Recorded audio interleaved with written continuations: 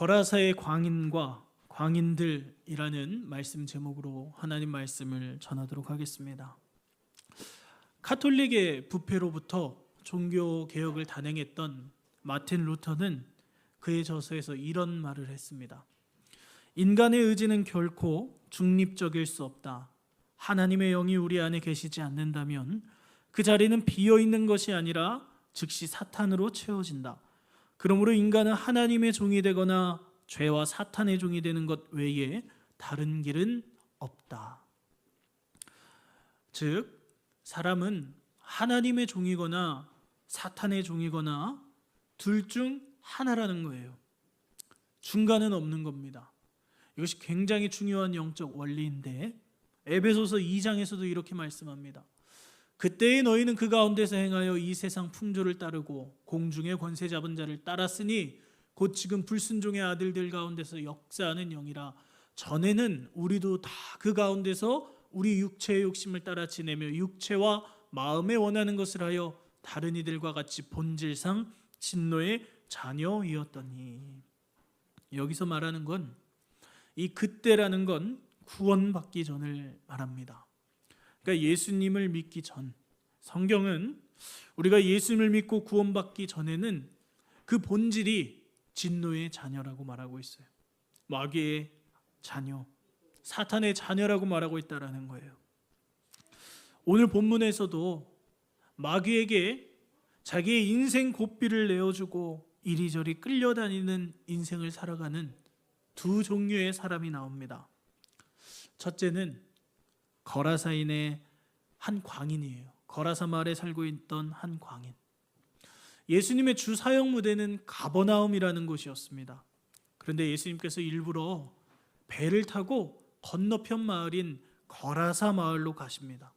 그 이유는 이 거라사 지역에 이 마귀의 권세에 짓눌려 신음하고 있던 한 영혼이 있었기 때문이에요. 오늘 본문에 나오는 거라사의 광인을 보게 되면 마귀의 하수인인 더러운 귀신이 그를 완전히 지배하고 인생을 망가뜨렸어요. 그래서 그는 무덤 속에서 기거했고 막 소리 지르며 살았고 돌로 자기 몸을 자해하며 살았습니다. 사람들이 그를 쇠사슬로 묶었지만 소용이 없었어요. 여러분, 귀신의 특징은 한 사람의 인생을 망가뜨린다는 거예요. 오늘 본문에서도 이 사람을 온전한 정신으로 살지 못하게 망가뜨렸고 돌로 몸을 자해하며 육체도 아프게 상처를 냈다는 거예요. 근데 또 신기한 건 귀신들은 예수님을 바로 알아본다는 거예요. 그래서 본문 6절 7절에 이렇게 말합니다. 그가 멀리서 예수를 보고 달려와 절하며 큰 소리로 부르짖어 이르되 지극히 높으신 하나님의 아들 예수여, 나와 당신이 무슨 상관이 있나이까? 원하건대 하나님 앞에 맹세하고 나를 괴롭히지 마옵소서 하니. 사람들이 아무리 쇠사슬로 묶어도 소용없었지만 예수님이 오시자마자 예수님께 두려워 달려와 예수님, 제가 당신과 무슨 상관입니까? 제발 저를 괴롭히지 말아주세요. 이렇게 얘기하는 거예요. 왜 이런 사정을 할까요? 8절을 보겠습니다. 이는 예수께서 이미 그에게 이르시기를 더러운 귀신아 그 사람에게서 나오라 하셨습니다. 예수님께서 이미 배를 타고 오시면서 그 사람으로부터 나오라고 명령을 했던 거예요. 그래서 예수님이 거라사 지역에 도착하자마자 이 배에서 내리실 때 가장 먼저 찾아온 존재가 바로 이 귀신이었습니다. 그리고 이 귀신은 예수님, 저를 그냥 내쫓지 마시고 저기 저 돼지에게라도 들어가게 해주세요. 그렇게 애원하기 시작합니다. 왜 그런 애원을 할까요? 오늘 함께 읽은 말씀은 마가복음인데 이 마가복음의 기사를 마태복음과 누가복음에서도 기록을 했습니다. 같은 평행본문인 다른 말씀들을 참고하면 이렇게 기록이 되어 있어요. 이에 그들이 소리질러 이르되 하나님의 아들이여 우리가 당신과 무슨 상관이 있나이까? 때가 이르기 전에 우리를 괴롭게 하려고 여기 오셨나이까 하더니 무적행으로 들어가라 하지 마시기를 간구하더니. 그러니까 이 마태복음과 누가복음을 참고해서 오늘 말씀을 이해하면 이 귀신이 지금 예수님께 이렇게 간구하는 거예요. 예수님, 아직 때가 되지도 않았는데 어찌하여 저희를 괴롭게 하려고 오셨습니까? 제발 무적행으로는 보내지 마시고 돼지에게라도 보내주세요. 이렇게 간구하는 겁니다. 여러분, 이 때는 언제일까요? 심판의 때를 말하는 겁니다. 사단, 마귀, 귀신은 심판이 확정된 존재예요. 하나님의 주권 아래서 잠시 활동하고 있을 뿐이지 그들은 심판이 확정된 존재입니다.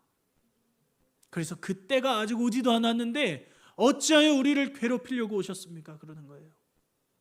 그리고 무적행으로 들어가지 않도록 간구를 해요. 무적행은 어딜까요? 무적행은 최후의 심판이 있기 전에 사단, 마귀, 귀신의 그런 악한 영들이 거하게 되는 임시 감옥과 같은 개념이라고 이해하시면 돼요. 흔히 우리가 알고 있는 지옥은 영원한 심판입니다. 근데 이제 무적행이라는 건 지옥에 가기 전에 들어가는 잠시 임시 감옥의 개념이에요. 요한계시록 말씀에 보니까 이렇게 말씀합니다. 우리 함께 읽어볼까요? 요한계시록 20장 말씀을. 또 내가 보매 천사가 무적행의 열쇠와 큰 쇠사슬을 그의 손에 가지고 하늘로부터 내려와서 용을 잡으니 곧 옛 뱀이요 마귀요 사탄이라 잡아서 1000년 동안 결박하여 무적행에 던져 넣어 잠그고 그 위에 인봉하여 1000년이 차도록 다시는 만국을 미혹하지 못하게 하였는데 그 후에는 반드시 잠깐 놓이리라. 아멘. 오늘은 요한계시록 강의 시간이 아니니까 이 말씀을 다 구체적으로 설명을 드릴 수는 없습니다. 그러나 이 말씀을 통해서 우리가 알 수 있는 분명한 사실이 있어요. 사단, 마귀, 귀신, 이것들은 무적행에 들어가게 된다라는 거예요. 그리고 3절에 보면 반드시 잠깐 놓이리라 이렇게 하고 있죠. 저게 완전히 최종 심판이 아니에요. 잠깐 머무는 곳이 바로 무적행이라는 겁니다. 그래서 이 군대 귀신은 예수님께 그걸 얘기하는 거예요. 예수님, 제발 지금 심판하지 말아주세요. 지금 무적행으로 저를 보내지 말아주시고 저 돼지에게로 들어가게 해주세요. 그렇게 해서 이 군대 귀신이 돼지에게 들어가게 되고 돼지 2000마리가 모두 바다에 빠져 몰살되게 됩니다. 그리고 그 귀신 들렸던 자는 정신이 온전해지고 건강해져요. 귀신으로부터 해방된 겁니다. 여러분, 이 말씀을 통해서 우리가 알 수 있는 사실이 무엇입니까? 가장 먼저는 귀신은 예수님의 권세 앞에 벌벌 떤다라는 거예요. 사랑하는 성도 여러분, 그러니 우리가 누구를 섬겨야겠습니까? 귀신을 섬기는 무당입니까? 아니에요. 귀신도 예수님의 권세 앞에 벌벌 떤다는 사실을 믿으시길 바랍니다. 혹시 굿하는 장소나 그런 데 계셔본 적이 있는지 모르겠어요. 정말 예수님 믿는 사람이 그 굿하는 장소에 있으면 신발이 있는 무당은 그렇게 말해요. 여기 누구 예수쟁이 있냐고, 나가라고. 안 되는 거예요. 귀신의 영으로는 예수님을 이길 수가 없는 거예요. 그러므로 여러분, 예수님을 믿으시길 바랍니다. 우리가 진짜 믿어야 할 분은 귀신이 아니에요. 예수님이에요. 또 한 가지 사실은 예수님은 이 세상을 심판할 권세를 가지신 창조주이고 전능자라는 사실이에요. 우리가 믿는 예수님은 그냥 소원이나 들어주고 흉과 화를 막는다고 하는 일반 그냥 잡신들의 개념과는 다른 분이에요. 이 세상을 창조하신 하나님의 아들이고 또 마지막 때에 하나님께 그 권한을 부여받아 이 세상을 심판하실 전능자이세요. 우리가 믿는 예수님은 그 예수님이에요. 그래서 예수를 믿는 성도의 특권은 어마어마한 겁니다. 말로 형용할 수 없는 특권이라는 거예요. 이 귀한 특권을 날마다 기뻐하며 감사하며 살아가실 수 있는 저와 여러분이 되기를 축복합니다.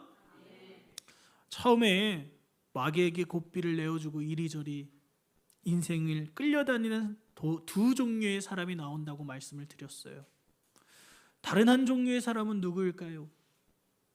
오늘 본문에서 거라사에 이 귀신 들렸던 광인은 예수님을 통해 구원을 받게 됩니다. 그런데 문제가 생겨요.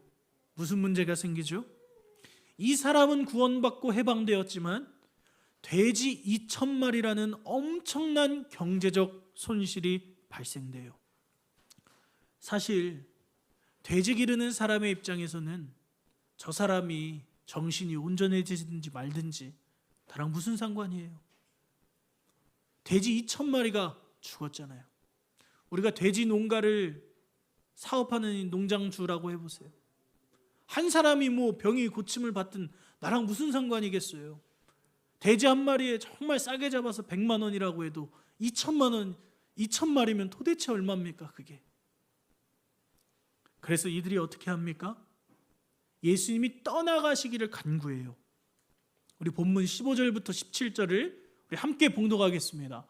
예수께 이르러 그 귀신 들렸던 자 곧 군대 귀신 집혔던 자가 옷을 입고 정신이 온전하여 앉은 것을 보고 두려워하더라. 이에 귀신 들렸던 자가 당한 것과 돼지의 일을 본 자들이 그들에게 알림해 그들이 예수께 그 지방에서 떠나시기를 간구하더라. 예수님이 우리 마을에서 떠나시기를 간구했대요. 왜요? 이들에게는 예수님이 계속 우리 마을에 계셨다가는 더 많은 손해를 볼 것 같은 거예요. 그래서 이들은 귀신 들려서 인생이 망가지고 완전히 엉망이었던 그 사람이 해방되고 구원받은 것에는 전혀 관심이 없고 오로지 무엇만 보여요? 돼지 2,000마리가 몰살한 것을 보고 오직 경제적인 논리 하나로 저 사람 때문에, 저 예수라는 사람 때문에 나에게도 경제적 손실이 찾아오면 어쩌지? 하고 예수님을 내쫓는 거예요. 그런데 여러분, 이들은 하나는 알고 둘은 모르는 겁니다. 귀신도 다스리는 권세를 가지신 예수님을 눈앞에서 봤다면 그 2,000마리 돼지가 무엇이 되수겠어요? 그 권세를 봤다면 당장 예수님의 그 얼굴 앞에 무릎을 꿇고 그분을 나의 주님으로 영접해야 하죠. 믿습니까? 하나는 알고 둘은 모르는 거예요. 정말 안타까운 일이에요. 사실 무덤 한가운데서 소리 지르며 돌로 몸을 긁으며 자해했던 광인과 똑같은 현상이 없을 뿐이지 이 사람들도 마귀에게 고삐를 내어주고 이리저리 끌려다니는 사람들입니다. 처음에 말씀드렸습니다. 모든 사람은 하나님의 종이거나 마귀의 종이거나 둘 중 하나예요. 중간은 없습니다. 이 사실을 알아야 해요. 도덕적으로 흠이 없다거나 사람이 선한 것과는 별개의 문제예요. 마귀는 영리합니다. 어떤 사람은 이 거라사의 이 광인처럼 완전히 지배해서 완전 인생을 망가뜨리는 경우도 있고, 그러나 대부분의 사람들에게는 세상의 안락함과 돈이라는 비단같이 부드러운 고삐를 쥐어주고 그를 조종해요. 그리고 조용히 지옥으로 끌고 갑니다. 예수님이 떠나시기를 간구했던 이들의 이런 반응은 안타깝지만 오늘 이 시대에도 많이 일어나는 반응입니다. 한 사람이 구원을 받고 생명을 얻는 것보다 더 중요한 건 지금 내가 손해를 안 보는 거, 그게 더 중요해요. 대부분의 사람들은 다른 사람이 생명을 얻는 것은 고사하고 내가 생명을 얻는 것보다, 내가 구원을 얻는 것보다 지금 이 세상에서 잘 될 수 있는가? 지금 이 세상에서 내게 문제가 없는가? 돈을 더 잘 벌 수 있는가? 이게 중요하다라는 거예요. 인터넷 기사를 하나 찾아보게 되었습니다. 2020년에 뉴스민의 인터넷 기사를 보니까 이런 기사가 있더라고요. 한 아파트 단지에 벽보가 붙였습니다. 그 벽보의 내용은 장애인들은 우리 아파트에서 나가라는 거예요. 왜 이런 벽보가 붙었을까? 장애인들 때문에 아파트 값이 떨어졌다라는 거예요. 집값이 얼마나 떨어졌는지 모르겠는데 5억에 산 아파트가 4억이 되고 3억이 됩니다. 과연 우리는 저런 벽보를 안 붙이겠다고 확신할 수 있을까?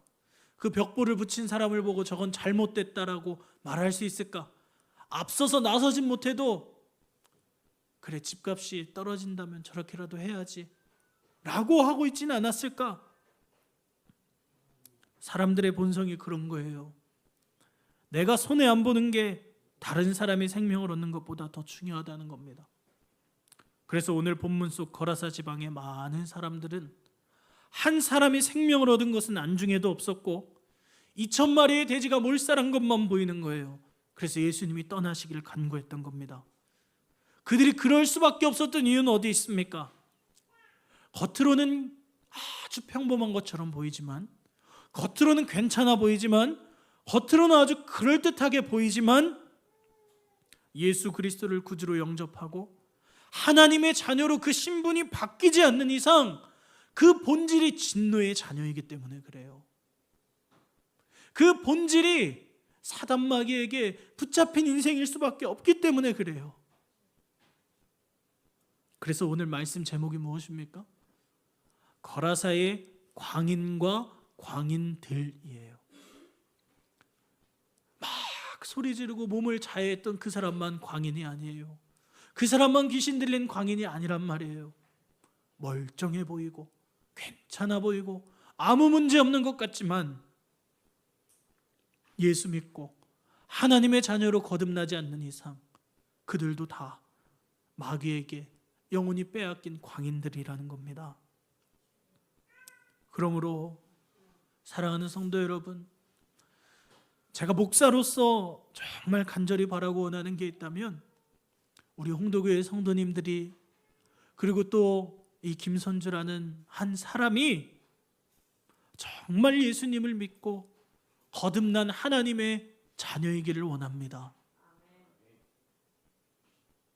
그래서 세상의 돈의 논리로 움직이는 자들이 아니라 한 생명을 천하보다 귀하게 여기시는 주님의 마음을 품고 살아가는 하나님의 자녀이기를 원합니다. 우리가 정말 예수님을 믿고 하나님의 자녀로 거듭난 인생이 되었다면 이제는 하나님의 마음을 품고 살아야 합니다. 자녀가 언제 철이 들었다고 합니까?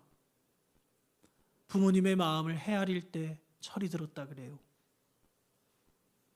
그러므로 이 세상의 물질적인 가치와 어떤 세상의 욕망과 그런 것보다 한 사람을 천하보다 귀하게 여기시는 그 하나님 아버지의 마음을 품고 살아가시는 저와 우리 홍도교회 성도님들이 다 되시기를 주님의 이름으로 축복합니다. 우리 한 가지만 더 살펴보고 오늘 말씀을 마치고자 합니다. 18절 말씀에 이렇게 기록합니다. 예수께서 배에 오르실 때 귀신 들렸던 사람이 함께 있기를 간구하였으나, 예수님이 이제 목적을 이루셨으니 다시 가버나움으로 돌아가세요. 근데 예수님으로부터 해방된 그 사람이 예수님을 따라가길 원해요. 예수님과 함께 있기를 원합니다. 주님, 저도 주님과 함께 있게 해주세요. 그러자 예수님이 어떻게 반응하실까요? 19절 20절입니다. 허락하지 아니하시고 그에게 이르시되 집으로 돌아가 주께서 내게 어떻게 큰 일을 행하사 너를 불쌍히 여기신 것을 내 가족에게 알리라 하시니, 그가 가서 예수께서 자기에게 어떻게 큰 일 행하셨는지를 데가볼리에 전파하니 모든 사람이 놀랍게 여기더라. 아멘. 예수님께서 이 사람의 청을 허락하지 않으세요. 근데 허락하지 않으셨을 뿐 아니라 어쩌면 더 중요할 수도 있는 귀한 사명을 이 사람에게 맡겨주십니다. 이 사람에게 뭐라고 명령하세요? 집으로 돌아가라. 집으로 돌아가서 내게 있었던 일, 내가 내게 행한 일, 그것을 증거해라 말씀하시는 거예요. 즉 예수님은 이 사람을 그의 일상으로 파송하셨습니다.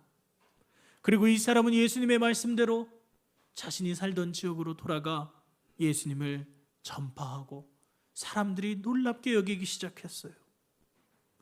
사랑하는 성도 여러분, 여기에 아주 중요한 신앙의 메시지가 우리에게 있습니다. 처음부터 말씀드렸지만 사람은 하나님의 종이거나 마귀의 종이거나 둘 중 하나입니다. 중간은 없어요.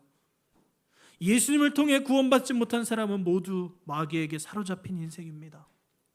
그런데 우리는 도대체 어떤 은혜인지 예수님을 만나게 되었고 그분을 영접하게 되었고 마귀의 자녀가 아니라 하나님의 자녀가 되는 권세를 누리게 되었습니다. 도무지 어떤 은혜인지 설명이 안 됩니다. 예수님은 오늘 그토록 설명할 수 없는 은혜를 받은 우리에게 말씀하십니다. 집으로 돌아가라. 너의 일상으로 돌아가라. 돌아가서 너에게 있었던 그 일을 증거해라. 복음을 전해라. 믿습니까? 우리가 예수님이 좋다고 하나님이 좋다고 매일매일 교회에서 찬송만 부르고 예배만 드리고 그렇게 할 수 없잖아요. 예수님은 우리를 집으로 돌아가라고 하세요. 너의 삶의 현장으로 돌아가라고 하세요. 가서 무엇 하라고요? 너에게 있었던 그 일을 증거하라고요. 사랑하는 성도 여러분, 성도님들의 가족에게 복음을 전하시기를 축복합니다. 여러분의 남편과 아내와 자녀들과 부모님이 복음을 듣고 예수 그리스도를 영접하여 이제는 마귀의 종이 아니라 하나님의 자녀로 거듭나기를 주님의 이름으로 축원합니다. 우리는 일상 속으로 파송된 선교사입니다. 그곳에서 예수를 전해야 하고 아직도 예수를 모르고 악한 영에게 사로잡힌 인생을 살아가는 사람들이 예수님을 만날 수 있도록 기도해야 하고 복음을 전해야 합니다. 때로는 그 일을 감당할 때 오늘 본문에서 2,000마리의 돼지가 몰살했던 것과 같은 경제적인 손실을 겪을 수도 있습니다. 한 사람의 마음을 얻는 건 쉬운 일이 아니에요. 그러니 전도하는 건 얼마나 어렵겠습니까? 한 사람을 전도하기로 작정하면 그 사람이 예수님을 믿을 수 있도록 인도하려면 정말 많은 시간과 물질의 헌신이 필요합니다. 그래도 확신할 수 있는 것은 그것이 바로 우리를 먼저 구원해 주신 이유 중 하나라는 거예요. 그러므로 사랑하는 여러분에게 가족들에게 복음을 전하세요. 아버지에게, 어머니에게, 아내에게, 남편에게, 자식들에게, 부모님에게, 그리고 또 함께 우리의 일상을 함께하고 있는 홍도마을 사람들에게 예수님의 이 복음을 전하시기를 바랍니다.